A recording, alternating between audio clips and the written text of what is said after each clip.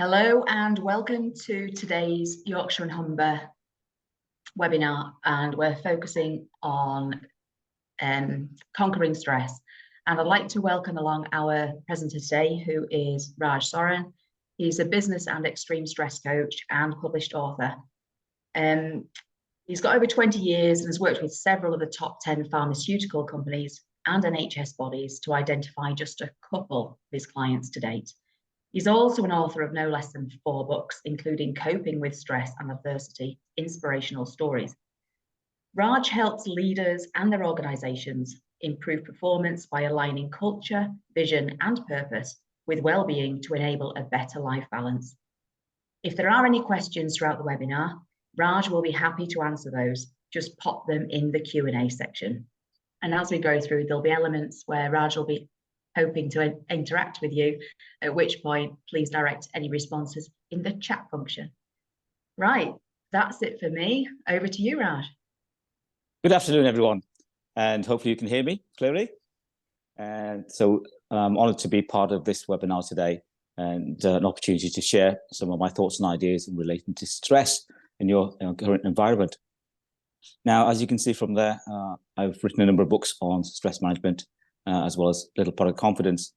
Now, what led me to this is that to give you a bit of background about myself, I was in the pharmaceutical industry in sales and management for 35 years. And Can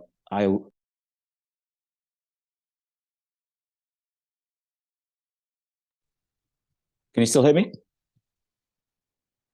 Okay, so I was quite busy in my career with my family, and one day I had chest pains. And I had sort of very weak in my legs. I felt faint, and I thought I was having a heart attack. And I was rushed to hospital, and after investigations, treadmill, blood tests and everything else, they said you've got high cholesterol, and it wasn't a heart attack, thank goodness. It was due to stress. And I was at a burnout stage. And this happened twice in my life over the last 10, 15 years now. And I was thinking, well, if I'm suffering this type of stress, how many other people in the world are suffering from stress or burnout? So that led me to, over lockdown, writing books on coping with stress and adversity. And that's interviewing hundreds of people from around the world, whether they're engineers, whether they're doctors, whether they're in the army, whether they're house husbands, housewives, people of all different backgrounds sharing their story. And this is input from doctors, psychologists, and myself as well. So that's the purpose of me getting involved in that, writing of a book. Next slide, please.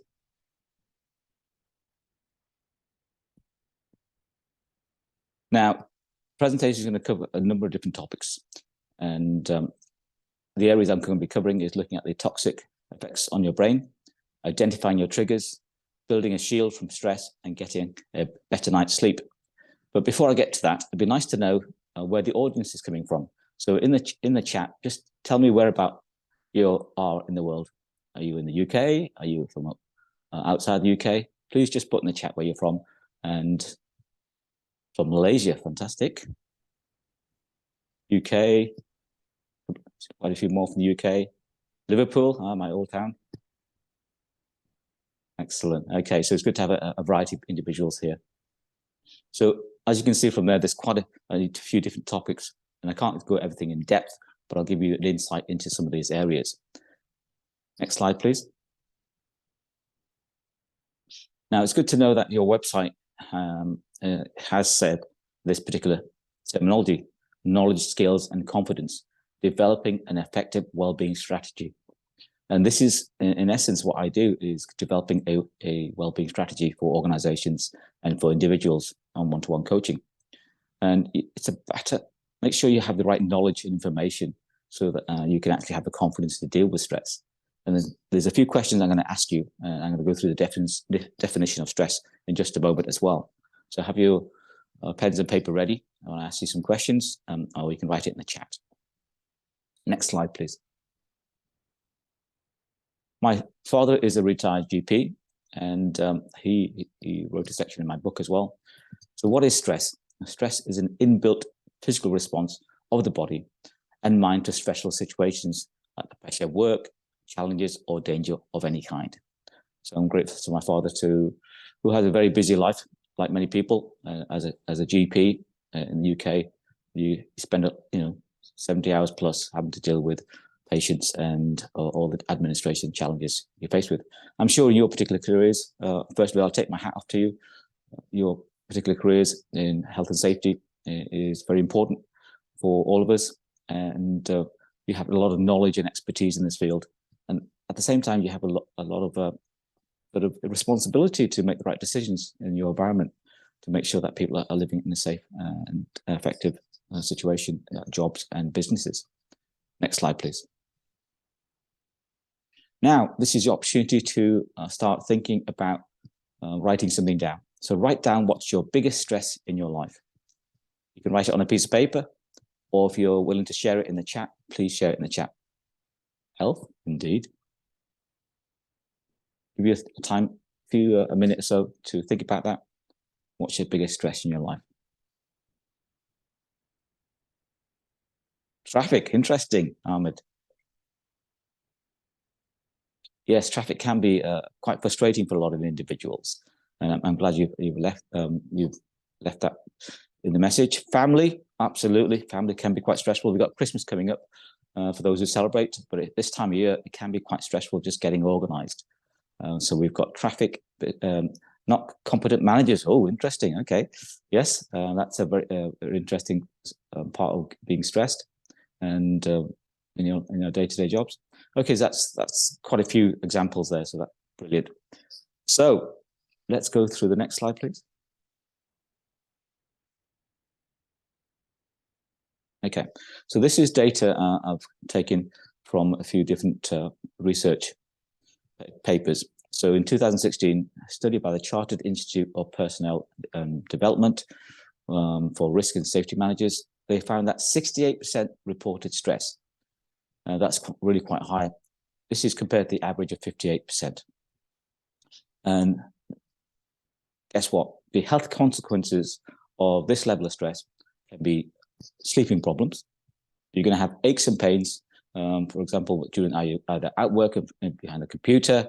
I know that because especially when to lockdown, the amount of stress on my neck and my back, I couldn't walk properly for a long time until I started getting some chiropractor and get some physio. Feeling anxious or depressed, and this can all lead to health problems, as we mentioned earlier, burnout, and being away from work, absenteeism. So that's one of the research that is highlighting the issues of stress. Next slide, please. Not only that, in 2017, a study by the American Society of Safety Engineers looked at this, and they found even higher. 70% feel stressed on a daily basis versus 45% of the average population. And the reasons given there are due to job demands, role ambiguity, lack of control. Because in your environment, I'm sure, there's lots of competing demands. You're trying to spin a lot of plates. You've got deadlines to meet. You've got budgets and emergencies to deal with.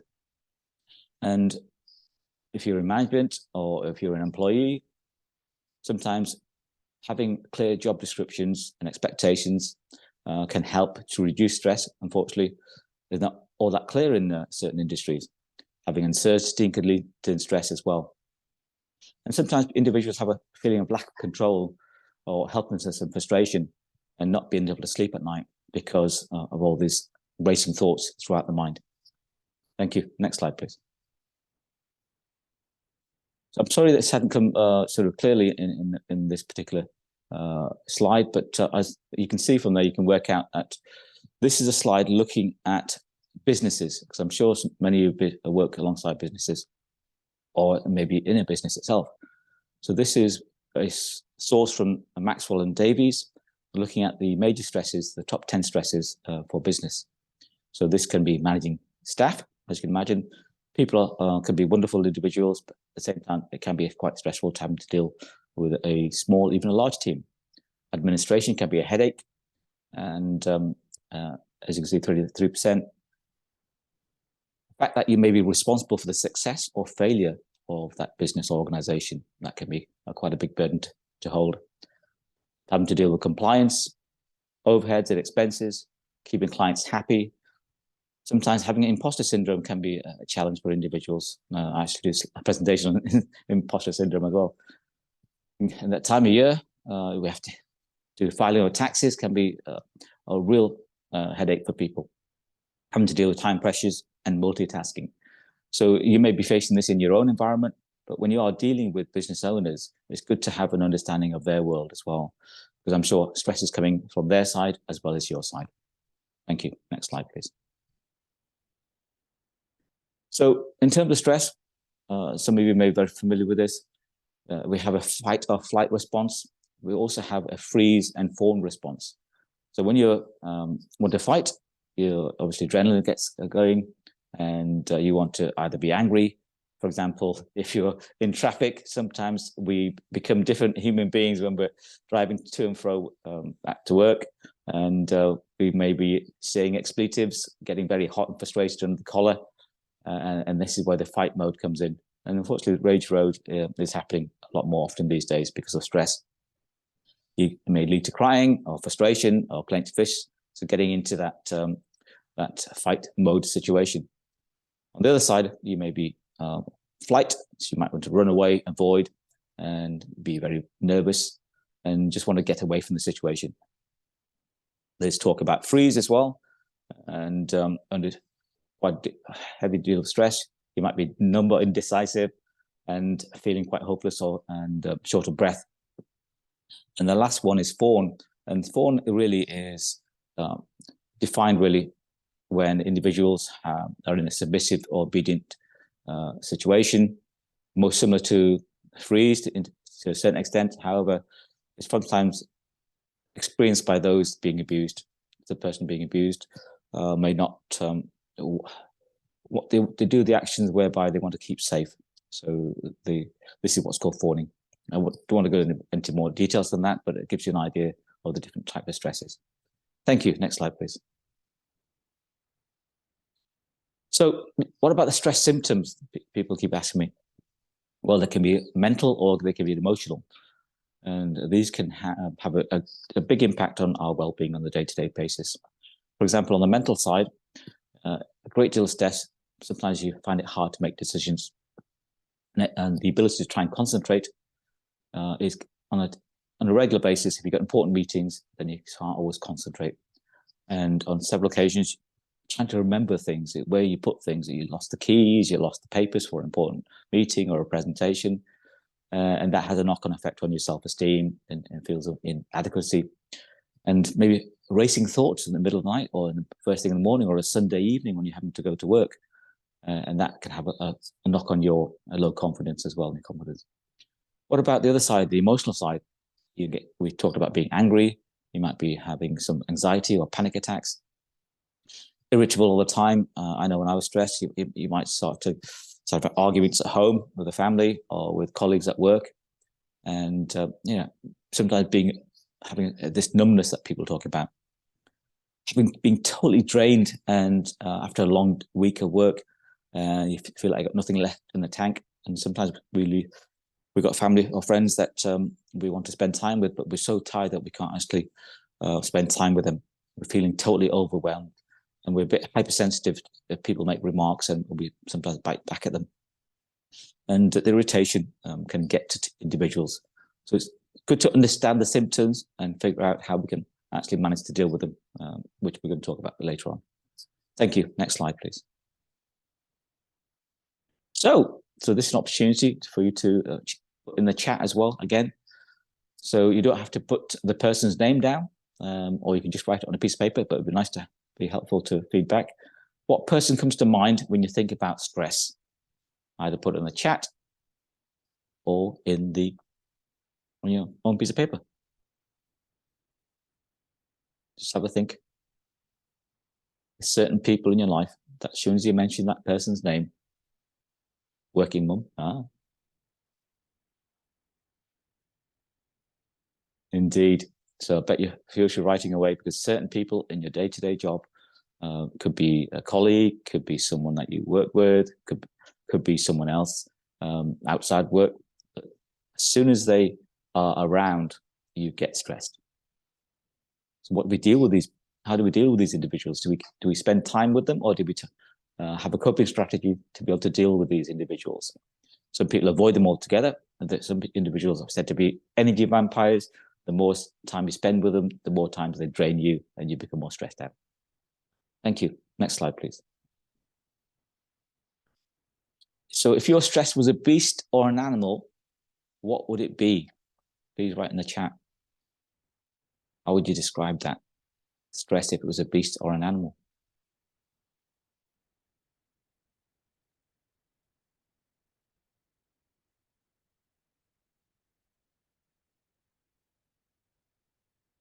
Have you had a chance to think yet? Anyone brave enough to share? Oh, bed bugs, interesting. Thank you, Bernadette. Anyone else want to share? If your stress was a beast or an animal, what would it be? A large dog. Interesting, David. Thank you. Godzilla. Ah, Stephanie. Brilliant. So sometimes people can describe their stress in a particular manner. So those individuals who've shared, appreciate it. King Kong. Wow. So if the stress was that big, like King Kong or a dog or one of these other creatures that you shared with us, at least you can describe it. The fact that you can see it in your mind, we can actually handle it. You have to try and choose a coping strategy or to reduce it. Sometimes people can visualize that animal, but visualize it getting smaller in the distance. King Kong, we know that it's a large beast. At the same time, think about it being small. Think about it being distant. So it's not right in front of you, but maybe it's in the corner, and try and put it behind you as well. And just that visualization exercise alone can help. You might have a dog that's barking away, but try and have a mute that dog and see what impact that has on reducing that stress. Thank you. Next slide, please. What time of day do you become most stressed? Please put in the chat. We all have our different triggers. Is it morning? Is it afternoon?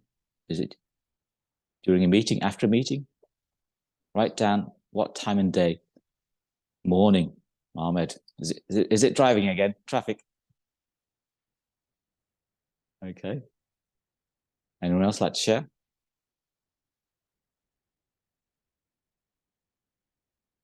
Before meetings and at bedtime. Interesting. Thank you, Bernadette. Last one. Anyone else like to share? Afternoon, we're running out of, I can't read the rest of that. Running out of something. I can only see on my screen so much. Time. Running out of time. Yeah. Running out of time. Thank you. Yes. So those situations, morning, meetings, or running out of time. It's very important that we recognize that. So we're recognizing the shape of the beast. We can recognize the time. So imagine that that beast is stress. It's coming towards you in the morning. It's coming towards you in the afternoon, or during meetings, or when you're running out of time. So that gives you a visual picture. Not everyone's visual, but it's a good way to try and figure out what this beast is doing and trying to affect your stress. So it's sort of shaping it, trying to understand it, and making sure now how we're going to deal with it. Next slide, please. So if your stress was a color, what color would it be? So King Kong, what color would that King Kong be? What color would that dog be? Yeah. Does it see more depth? Red. Wow. Any other colors we got?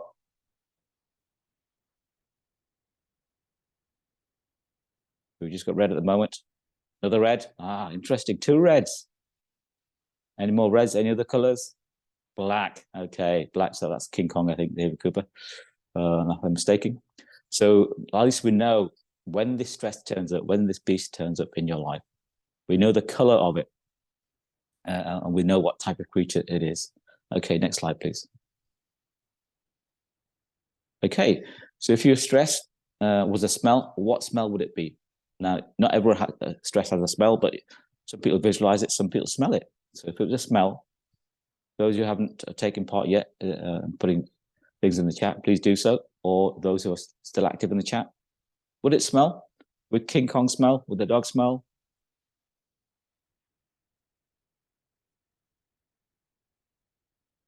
It doesn't have to all the time, but it's good to know if it did smell or not. Moldy and rotten. Ah, it's a very good description, Bernadette. Any other smell? We know it's red. We know it comes in the morning, afternoon, during meetings. We know it's this beast. Okay, that'll do. Next slide, please. Okay. Oh, stuffy. Interesting, Arma. Thank you. If you're stressed with a taste, what taste would it be? So those people are more to do with visual, more feelings, and now it's a taste. So if you was to taste that stress, off food, yes, very good, Bernadette. That moldiness, that off bread, whatever it is. Anything else? Anyone else? Is it bitter? Is it something else for somebody? If it was stress was a taste. Sour milk, interesting, Stephanie, thank you. So all these things that we detest. Taste of iron, hot, spicy, okay. Yeah, some people like hot and spicy, some people sort of, avoid it. So thank you for that. Next slide, please. What emotion do you experience when you are stressed? This is very important. Okay, I expect lots of comments there in the chat. What emotion do you experience when you are stressed? Vitally important. Please type away. Fear, anger, anxiety, tense. So what experience? Sweating, sadness, lost. Lots of emotions there. So this is having an understanding about ourselves and how we describe, how we experience, how we smell, how we taste, how we see stress in our life. So we're describing this beast in a certain situation, and it's a way of making sure that I know when my stress is coming. I can see what it looks like. I can see the impact it's having on my body and my mind. I can taste it. I can smell it. Now, how do I handle it? And these are some of the things that we're going to go through in just a moment. Okay, next slide, please. Right. Now, this is very interesting. This is something I discovered in my research. Something called Takotsubo cardiomyopathy, broken heart syndrome. Now, this, you may not have to be a biologist or a doctor to understand this, but let me explain. On the right-hand side of this slide, you've got something that looks like is an octopus in a vase or vase, depending on which part of the country you're from. Now, when in Japan, when they try and catch octopi, they use this particular vase, and it's shaped, as you can see, the shape is very close to the left ventricle of the heart. Now, what tends to happen is that they catch this octopus, and the doctors that have done this research have realized that the shape of the vase is exactly the same of an enlarged ventricle. Now, under chronic stress on people's lives, people will get physical and emotional triggers, stresses we talked about. They'll get chest pain, shortness of breath, and lightheadedness. And if that continues, it will change the shape of your heart. And that's amazing.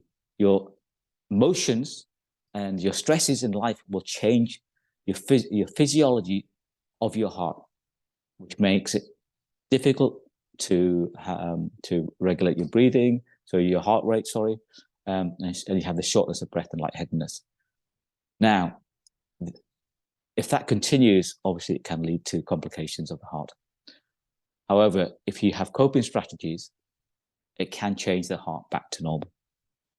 But it's best to do that, to recognize the signs, and to make sure we do whatever is possible to get a better, healthier life balance. So it's a bit of science there. Next slide, please. So we all have something called either stress buckets or stress funnels. So and what tends to happen is that you've got lots of different stresses in the stress bucket on the left-hand side, and you have to either start letting it out, empty that tap. You can't keep on taking all that stress. And on the right-hand side, they've got the stress funnel. You've got the different issues that are going on in your life, work, juggling, family, as well as different challenges you've got. You might have health issues. I thought I had a very wide funnel, and I kept on taking on more and more stresses and kept on saying yes to tasks and doing things. I did charity work. I did martial arts. I was burning the candle at both ends. And at some point, something's going to break. If you're driving a car at 100 miles per hour, 24 hours a day, the wheels are going to fall off. And that's what happened to me. And unfortunately, it's happened to thousands, if not millions of people going through stress and burnout. So it's important to recognize how to relieve some of that stress, find an avenue to do that. We're going to talk about that in just a moment. Recognize what level you can deal with stress. You know, if we've only got wide shoulders, we can only deal with so much. We're only human beings. Next slide, please. Now, this is an exercise that will help you. This is called hand and heart and box breathing. So this is, even if you take nothing else away from today, I would like to actually find some space to stand up and to do this exercise. This is an exercise that's been done by the special forces when they're in stressful situations. And I want you to take a deep breath in and breathe out. Just lift your shoulders up, hold your breath, and drop your breath down. Now this time I want you to put your right hand over your heart, okay? Everyone done that? So breathe in slowly for 4 seconds. 1, 2, 3, 4. Hold the breath for 4 seconds. 1, 2, 3, 4. Breathe out slowly for 4 seconds. 1, 2, 3, 4. Hold lungs empty for 4 seconds. 1, 2, 3, 4. We're going to do this cycle one more time now. We're going to do it quietly. So breathe in.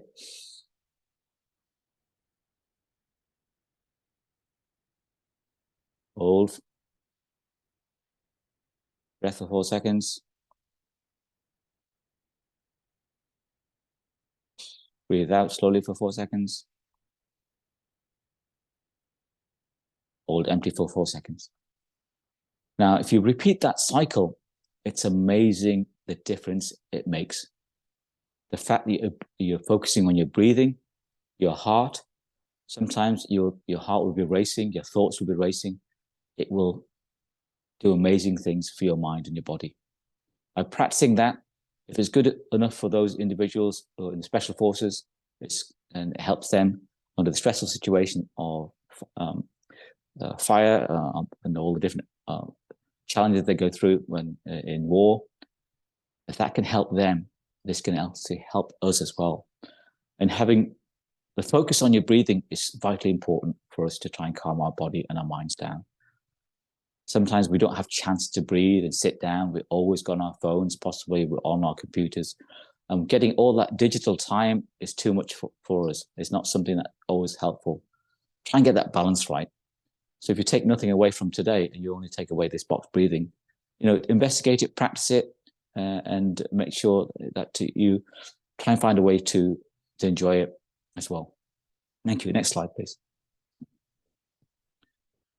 And if you do have questions, please do keep them to the end as well. So these are some of the coping strategies we may find helpful. Having written the book on coping with stress and adversity, with different hundreds of people, there's no simple answer. Everyone's got their own way of dealing with stress. Now, research has shown that it takes the body 4 times as long to recover from stress effects than it does to incur them. I suggest that you start early and plan ahead. I'm sure we all plan for a holiday, we plan for our jobs, we plan for our careers, all these different things. But do we actually plan ahead to deal with stress? If I know I've got a meeting coming this afternoon, next week, and I have a presentation, how do you plan for that? How are you going to breathe? How are you going to have your body in a confident, calm position? If you know there's going to be a lot of traffic, like Ahmed mentioned, if it's stress that causes, if you get increased stress while you're driving out and about, recognize that and say, okay, for today, I'm going to breathe better. I'm going to have a better drive. And no matter what happens on that driving, or in that meeting when you're feeling stressed, get yourself into the breathing position we talked about earlier, practicing that breathing to calm your mind, and say positive things to yourself that will help you. If you see swans on a lake, you'll see them sort of floating and gliding across the lake. But you won't see under the water, their feet are paddling away. Yeah. So that's the way we should try and aim for, to be almost like a swan. We know we can't always be like a swan in our stressful, challenging lives, but that's maybe an analogy you can take away. Having rest is vitally important. Sometimes we run from task to task and we don't have a coffee break, and we don't have a genuine coffee break, because sometimes when we have a coffee break, we're either reading a newspaper, or on the phone, or on the computer. So that's not real rest. Getting away from the task at hand, even if you have to take a walk somewhere, fresh air, these are the type of things that will definitely help you. And in the long run, will help you with your sleep. I read the research recently is that if you don't get enough sleep, if you don't get your 7 to 8 hours sleep, you can lose anywhere between 8 to 10% or even more of your IQ. And that's shocking. So if you don't get enough sleep on a regular basis, some people say, oh, well, I'm fine, I don't need enough sleep, which is not always the case for most people. You are likely to lose 8 to 10%, if not more, of your IQ. Now, if you get your sleep patterns back, then it can help you. Now, if you're losing your IQ, some people haven't got that much of an IQ to lose. Some people have got a 10% could make a massive difference. Are you able to focus? Are you able to make the decisions that you need to in your career? Have a more realistic way of accepting the imperfections in our life. Some people in life sometimes expect everything to be 100%, everything to be perfect, but that's not real life. Try and have the attitude change to see, okay, I expect challenges to happen in my life. I expect things not to work. I expect these things to fall down sometimes. And having that change in attitude can make a massive difference. But that takes practice, that takes time. Next slide, please. A couple of things you can do is to be more mindful of something, either eating or walking. And because, for example, it takes 20 minutes for the stomach to recognize that it's had enough. Now, when we eat our food, are we eating it in front of the TV? Are we eating it, rushing it down, having a takeaway? Are we enjoying the drink? Are we enjoying the time and company? And sometimes this is not always the case. Eating slowly, eating in a quiet room, if you can find one, and enjoying the flavors of the food, enjoying the smell, the texture. That is being a lot more mindful of the situation. And getting into a situation where you are in better mindful health and environment is going to really help. Unfortunately, we have high carb foods and high sugars. They're stimulants. Alcohol can increase stress as well. So have a look at your diet. And the big one, say no. It's very difficult sometimes when you're trying to please and develop your skills within your organization and you don't want to say no to a task. Saying no is one of the most powerful phrases you can use, but use it in the right manner. And make sure you do it in such a way that it's not going to offend people. So no, let other people know that where your boundaries are, and you have to protect your own freedom. You protect your own time. You shouldn't really feel guilty of saying no. So saying no something means you can say yes to something else, which is great. And you might say to an individual, well, I'd like to help with the task. Unfortunately, at the moment, my schedule is so busy that I can't deal with that until the next couple of weeks.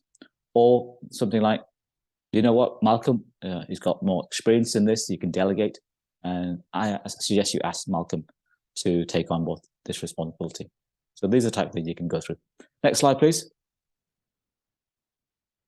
So I've got a mnemonic on the right-hand side will help you. So that stands for MEDS, so mindfulness, exercise, diet, and sleep. And these are some of the things that we talked about. So take more meds, not the pharmaceutical meds, but take more meds in your life to make sure you have more mindful day-to-day experience, getting the breathing and exercises in place. And sometimes you don't have that much time to do exercise. I try and do a regular exercise. I big in martial arts, so I tend to do a lot of martial arts, but it doesn't matter. Can you get on a walk to the park? Can you have 5 minutes? Can you have 10 minutes? Having that fresh air helps with your posture, helps with your breathing, and looking after our diet and our sleep, vitally important, we talked about. And you should invest in you. This is your time. Everyone has 24 hours a day. What is it you're going to do to invest in your health and well-being? For example, if you had a exquisite racing horse and you kept it up late at night watching TV and gave it alcohol and cigarettes and didn't really exercise that racing horse, how do you think that racing horse would perform? Exactly. They obviously wouldn't do that with a racing horse. They wouldn't perform very well. But we are human beings that need to look after our well-being, after our bodies, after our minds. And having the investment of our time, because sometimes we go on holiday, we say, well, we go on holiday. Sometimes we don't go on holiday. But yet it's stressful organizing the holiday. It's stressful when you get to the holiday and you might be there for a week and you spend the first few days getting stressed or de-stressing. Then you might have a 1 or 2 days rest. Then you're stressed again because if you're on your way back. And some people take their phones with them, their work phones or their laptops. Do we really need to take our phones, work laptops there? Is the world going to fall apart if we don't respond to the emails? Try and have that personal time to relax, to do the things that you want. Watch the sunset. Be with someone that you love. Spend time doing the things that you enjoy. Is it music? Is it movies? Is it doing some time in the sauna? Whatever it is, find what it is that's going to make you happy. Next slide, please. This is very simple to try and help you, but sometimes we don't always use this list to prioritize what is important, what is urgent, and what can wait for later. And surprisingly, what we sometimes think is urgent has to happen now. Your boss might tell you, I need this to happen, or someone else tell you that this is urgent, really, or could it be done later? Is it important? So spend time with your weekly tasks, your daily tasks, and just put a list together like this. It may well help you. Next slide, please. So if you want to take a picture of this, by all means do so. The 10 commandments to reduce stress. I find it very useful and entertaining as well. So have a look at this. I'm not going to read them all out. I'm just going to leave that there for a minute.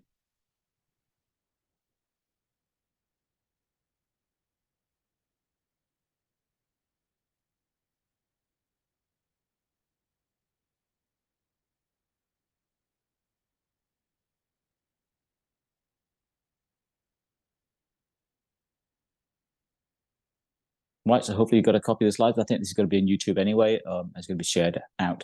And this is from the medical masterclass. Next slide, please. So I run stress management courses for organizations and one-to-ones as well. If you are interested in conquering stress mastery program, then this is over 7 sessions on a one-to-one basis. You can take a picture of the slide and get in touch with me if need be. So next slide, please. If you need to get hold of me, then you can get hold of the book as well from studio3.org. It's got 5 stars on Amazon. You can't actually buy it from Amazon, but it is listed there. But you'd have to go to studio3.org shop in order to get hold of the book. And my contact details are there in terms of my website, as well as my mobile and my email address. If there's any questions, do put them in the chat, and I'm sure we can discuss more. And happy enough to meet your organizations, your managers, if you need my support in dealing with stress and workshops. Thank you very much. Do we have any questions yet? Thank you, Raj, for an excellent presentation. I just wondered, we haven't had any through yet, but I'll start off with one. Which, how can you best approach, if you think one of your colleagues or your family is feeling stressed, how would you think it'd be best to approach the subject with them without making them feel, attacked or ganged up against or defensive? That's a very good question. I think the most important thing is to show compassion. And what I mean by that is just to see how they were and how was your day? What have you been up to today? What's on your mind? So these are the type of things that help them to open up. Because rather than saying, "Oh, you look very stressed today. What's going on?" Ask them about them as a family member, a friend. Just to be inquisitive, and they will hopefully open out to you and say, "Oh, this is what's happened in my day, and these are the challenges they're going through." Sometimes people need to vent about what's going on their day, and then you get to a point then and say, "Oh, is there any way I can help?" So ask with compassion, "How's your day? How are you feeling? What's been going on?" And then they say, "Oh, this has been going on in my life, and this is what's been going on." And I said, well, "How is that affecting you?" So rather than telling them, "Oh, I know that this is affecting you because you've been irate or those type of things, you need to de-stress," rather than giving them advice, allow them to open out and allow them to come to a conclusion that they are being stressed and this has an impact on their life. And slowly they'll come around to that. They want to have you as a friend, as or a colleague that can help them get to handle this. Then you can discuss. Okay, well, what type of places have you gone to seek advice about this? If it's affecting your health and well-being that much, are you able to getting the rest that you need? Is there something I can do to help you to lighten the burden? Has that helped?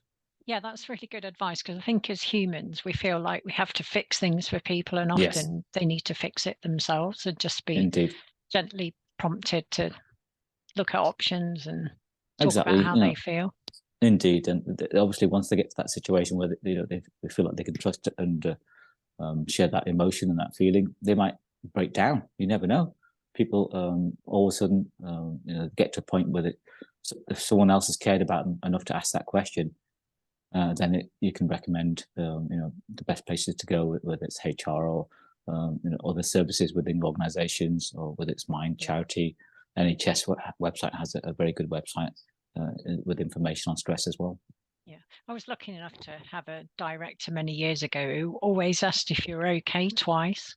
Yes. It's almost like he sensed you weren't, because someone says, "Oh, how are you doing?" You go, "Great, thanks. How are you?" And then, but he always goes, "Are you okay, really?" And he was always right that something wasn't right.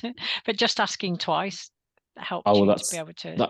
That's really good, because the British always say everything's fine, even though they've had their legs shot off, they've been run over, and they've only got one arm left. They'll say, "Oh, that's just a graze. I'm fine. Nothing to worry about." It's like the Monty Python sketch for those who understand. That's what I'm imagining. So we've got one more question here. Where else could we get more info about stress? Yeah, there's lots of good websites. Mind.org, charity. There's the NHS website as well. If you Google search any of those websites, you'll get a lot of detail and support for stress. There's lots of local charities as well. Right. But if you struggle with that, just get back in touch with me. That I can and try and help support you in some way.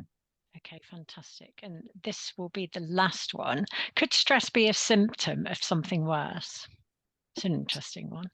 Yeah, could stress be a symptom of something worse? It could well be. You may be stressed for a number of different reasons. Some people may have medical problems that are going on that exacerbates as a result of challenges you go through on a day-to-day basis. You may, it's best to have a understanding what's happening to your body, what's happening to your mind. Is people going through mental health challenges? Are they going through a physical challenge? Because we know that in my presentation, the mind, the stress, the chronic stress can affect the heart, and the heart is obviously a physical a muscle, so it's affecting the muscle there. Stress can affect our stomachs. We get lots of stomach ache, peptic ulcers, all these types of challenges. So one can lead to the other. So it's best to have an understanding of that. Have a discussion with your doctor, if need be, or health practitioner, to try and find out whether the stress is something else more than just what you're experiencing. Hopefully that answers the question. Yes, it has. Great advice. Thank you. Andrea, before I bring today to a close, do you have any questions for Raj? No, all good. Thanks a million, Raj. That was really interesting. Yeah, thank you, Raj. It was a great presentation. It's always good to have a reminder of the things to look out for and the things to do, because I think as humans, we can be very good at pushing things to the side and I'll deal with it later. And it becomes a much bigger problem. So I'd like to thank you for giving up your valuable time today, Raj, to do today's presentation. I'd like to thank everyone for coming. Just a reminder that the recording will be uploaded onto the IIRSM YouTube channel today and tomorrow. And we hope to see you at the next Yorkshire and Humber Ranch webinar. Goodbye, everyone. Thank you. Goodbye.